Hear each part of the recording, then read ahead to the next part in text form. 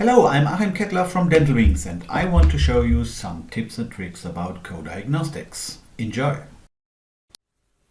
coDiagnostiX allows you to modify your top bar. Click on the top with your right mouse button.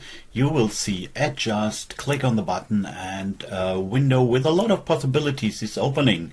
So my most preferred button is Choose Display Mode.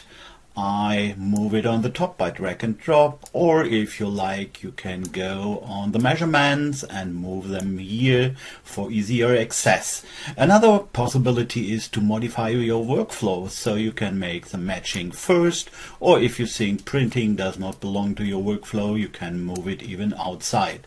So, and if you made a lot of modifications and are not okay with it, just go on the bottom, go on Open Workflow, Digital, activate it, and everything is like you started.